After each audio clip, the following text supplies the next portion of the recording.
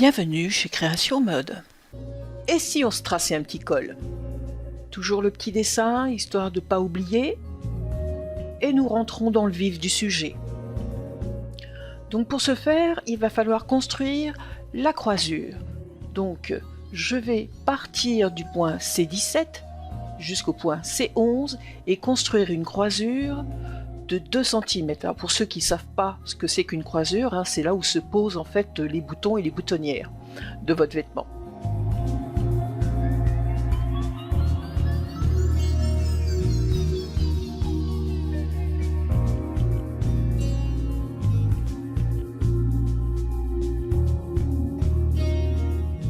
On va appliquer et valider avec le bouton OK. Puis nous allons aller tracer une parallèle. Alors cette parallèle, je ne vais pas lui donner de dimension. C'est complètement arbitraire. Par contre, je lui attribue une couleur. Ça, c'est bien sûr obligatoire. On ne perd pas ses bonnes habitudes. Voilà. Maintenant, on va construire l'arrondi de bas de veste. Alors, pour ce faire, vous allez bien évidemment poser un point sur votre croisure à peu près là aussi. C'est complètement arbitraire, mais il faut quand même observer un peu le dessin et visualiser le dessin de la courbe. Donc on projette des points à des dimensions qui vont permettre de tracer une jolie courbe qui est très proche de celle du dessin. On essaye toujours de faire esthétique et de respecter, si possible, la forme du dessin.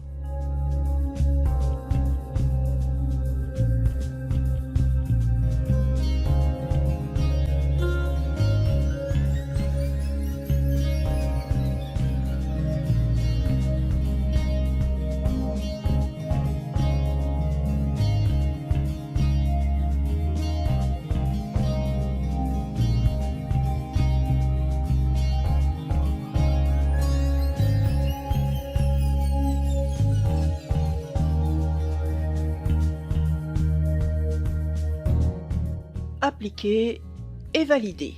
Donc maintenant on va dans courbe, courbe simple, on part du point C26 au point C27 et là on va tirer les petites tangentes de telle manière à créer un arrondi assez serré, mais pas trop. Il faut quand même que ça soit, comme je l'ai dit auparavant, que ça respecte un petit peu quand même le vêtement. Donc voilà. Enfin bref, vous avez compris ce que je voulais dire. Le modélisme, c'est pas uniquement que des points et des lignes, c'est aussi un sens artistique.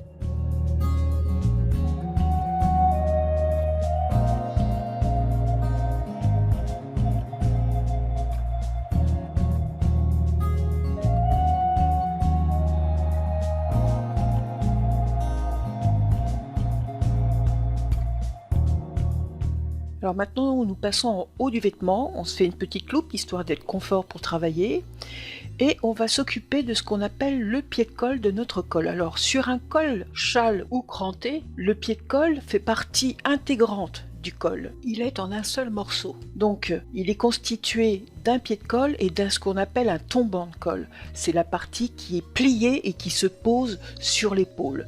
Donc là, je vais tout simplement projeter un pied de colle d'une valeur à peu près de 2 cm et par la suite je ferai exactement la même chose mais cette fois-ci sur le milieu devant pour visualiser l'ouverture de mon col et comme ça j'aurai plus qu'à construire ce qu'on appelle la cassure du col qui est la ligne en biais qui part de la pointe épaule jusqu'à notre croisure.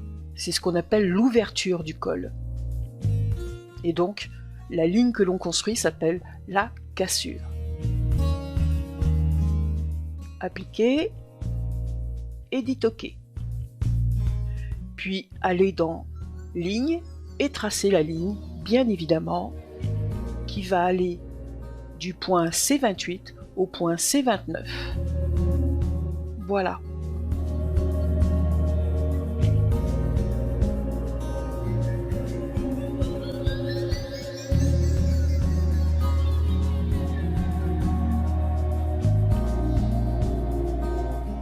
Donc maintenant je vais construire la largeur de ce col, c'est-à-dire du tombant de col qui va partir donc de ma ligne de cassure et venir se poser sur mon épaule.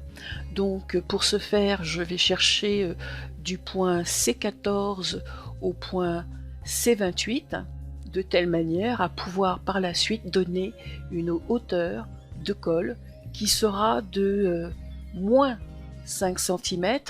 Là vous me voyez poser plus, mais en fait je me suis trompée.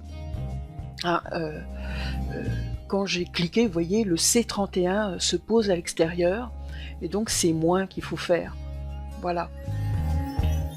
Une fois que vous aurez fait et validé sur la touche OK ce point, nous pourrons aller dans courbe et tracer la forme de notre revers comme s'il était déjà cassé et en position finale.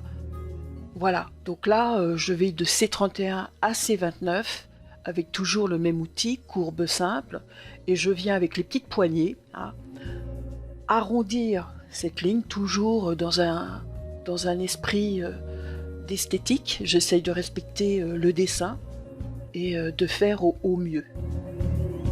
Voilà.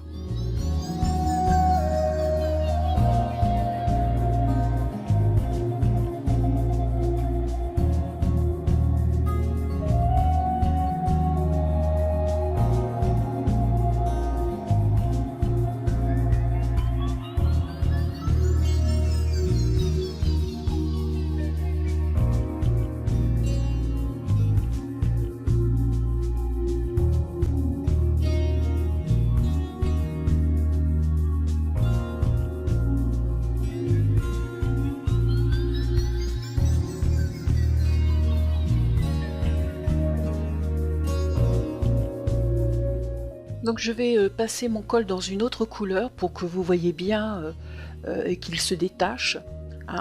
Donc voilà, j'espère que vous le verrez bien à l'écran. Donc maintenant on va passer à la symétrie de ce col. Donc on va le tracer comme s'il était à plat, mis à plat sur une table, ouvert. Donc je vais dans Opération et je cherche l'outil de symétrie qui me permet de symétriser avec une direction. Voilà, donc de C29 à C28, et la symétrie de mon col est effectuée. Alors j'attire votre attention sur le point C29 avec la continuité de ma croisure. Il faut que j'ai une ligne sans cassure et qui fasse une continuité. Ça c'est très important, ne jamais oublier. Maintenant on va visualiser en fait le dos. Il faut que je prolonge ma ligne de cassure de la longueur de mon encolure dos. Donc pour ce faire, je vais chercher l'outil de points à distance et je vais aller chercher les points C29 et C28. Voilà. Et je vais ajouter, bien évidemment, la longueur de mon encolure dos qui, elle, va être en longueur de courbe. Et je vais chercher le point B3 qui visualise ma longueur encolure dos. Je valide par OK. Voilà. J'applique.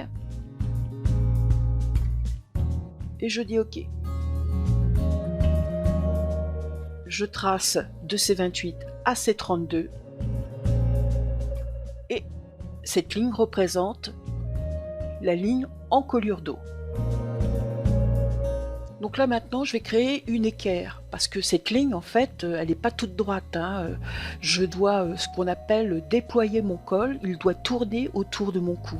Donc pour ce faire je vais construire une équerre qui va me permettre de faire un pivot de cette ligne et de pouvoir comme ceci faire tourner mon col autour de mon cou. Alors moi je pose une valeur de 2,5, ce qui représente en fait la hauteur de mon tombant de col divisé par 2, tout simplement.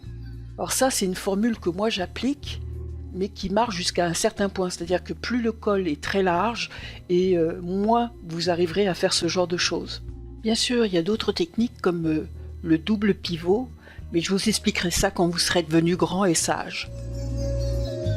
Donc là, vous me voyez, en fait, j'ai tracé entre C33 et C28 une ligne, et cette ligne, en fait, représente toujours ma longueur d'encolure d'eau, mais cette fois-ci, elle pivote de telle manière à pouvoir effectuer le tournant autour de mon cou. Toujours une qualité de trait, un type et une couleur. Voilà. Maintenant, toujours avec l'outil de perpendiculaire, je pars de C23 à C26 et je vais tracer d'un côté le tombant de colle, c'est-à-dire la hauteur de mon col que j'ai décidé de faire sur mon épaule, c'est-à-dire 5 cm. Voilà. Et je recommence l'opération de C33 à C26, mais cette fois-ci pour dessiner la hauteur de mon pied de colle. Donc là, je vais aller en négatif. La hauteur de mon pied de colle était de 2 cm, souvenez-vous. Je dis OK. Et en dessinant cette hauteur de pied de colle, j'aurai à la fois d'un côté le tombant de colle et le pied de colle, et ça me fera ma couture de milieu dos, car oui, le col châle a toujours une couture milieu dos. Et vous allez me dire, mais ça va jamais tourner autour du cou. Eh bien si, parce que là, nous allons, quand nous allons le faire en tissu, avoir un dessous de colle qui sera, et un dessus qui sera coupé dans un faux biais. Donc ça va se détendre. Donc là maintenant, je symétrise le point 31 parce que quand j'ai fait ma symétrie de dessin de colle, j'ai oublié de symétriser le point pour pouvoir dessiner après le bord de mon col. Là aussi, très important, hein, n'oubliez jamais de symétriser les lignes avec ces points. Faites pas comme moi. Alors je vais poser maintenant un point qui va représenter l'élargissement de mon encolure, par lequel va passer en fait ma ligne d'encolure de col. Donc là, souvenez-vous, sur le dos j'avais posé 0,5, je fais exactement la même chose sur le devant. Voilà, donc maintenant j'ai un point C36 qui représente mon élargissement d'encolure d'eau. Devant, excusez-moi. Et je vais chercher maintenant à projeter un point qui va être en fait le point de dessin de mon encolure à 11 cm. Là aussi, hein, c'est complètement arbitraire. Il n'y a pas de nécessité de faire un point à 11, et je vais chercher en fait l'outil courbe et je vais tracer d'abord l'arrondi du bord extérieur de mon col, de mon tombant de col. Toujours dans un souci esthétique, j'évite de faire des bosses au point C3, C31, C6, et je dois partir toujours en perpendiculaire au point C34. Je pousse ce point de 0,5. Alors vous allez me dire pourquoi tu mets 5,5 ? Eh bien tout simplement parce que quand je vais plier mon col, il va y avoir une pliure sur ce col. Et donc cette pliure, il faut la compenser, autrement mon col diminuerait. Et donc je vais donner 5 mm de plus, de telle manière à pouvoir avoir un col qui couvre mon encolure d'eau. Voilà. Donc maintenant j'utilise l'outil de trajectoire de points. Donc en fait c'est une ligne qui permet de créer des courbes. Donc là il faut sélectionner tous les points avec la touche contrôle pour vous et moi commande, puis finir par la touche entrée. Et une fois que vous avez sélectionné tous vos points, il en faut 3 minimum, vous aurez la possibilité d'avoir une ligne avec 3 points. Et donc ça vous permettra de dessiner une courbe un peu plus longue, avec plusieurs poignées, ce qui vous permettra de faire ce qu'on appelle des courbes concaves et convexes, comme c'est le cas. Donc attention, ne tracez pas des courbes trop serrées, hein. voyez un peu la tête que ça doit avoir. Voilà. Maintenant, je peux dire quasiment que mon col est tracé. Donc j'ai, grâce au point C35, C34, C37, un dessous de col qui sera coupé plein biais. Et par la suite, j'aurai un devant avec un col entièrement déployé et sans couture. Il n'y aura qu'une couture sur le dessous de col. Ça, c'est très important. Vous devez savoir que c'est la parmenture qui ne veut pas avoir de couture. Donc, on aura une couture milieu dos sur le dessus, et sur le dessous, vous aurez une couture d'encolure et une couture milieu dos. Tout ça, bien sûr, pour le dessous de col coupé à 45 degrés, c'est-à-dire en plein biais. Et pour la parmenture, nous resterons sur le milieu devant en droit fil et nous aurons un faux biais pour le milieu dos de notre col. Donc là, vous me voyez, je suis en train de tracer un bouton, tout simplement. Le premier bouton qui est toujours au départ de mon revers. Donc je choisis un diamètre de 15 mm que je pose en rayon. Je fais un angle toujours de 360, mais cette fois-ci en longueur, je fais 360 car je veux un cercle. Donc j'applique, je mets en couleur et je dis OK. Voilà, mon premier bouton est posé. Je ne ferai pas les prochains, je vous laisse les faire. Voilà, notre session est finie. Dans notre prochain cours, nous verrons comment fabriquer une parmenture. Nous attaquerons la construction de la manche tailleur. Il y aura pas mal d'explications. J'espère que cette session vous a plu, que mes explications étaient claires. N'hésitez pas, si vous avez des questions, je répondrai. Et merci d'avoir regardé cette vidéo. Ça m'a fait plaisir de faire ce petit cours avec vous. Merci et au revoir. Et n'oubliez pas, un petit pouce bleu, ça fait toujours plaisir. Au revoir. Ah, j'allais oublier. Abonnez-vous à ma chaîne. Merci.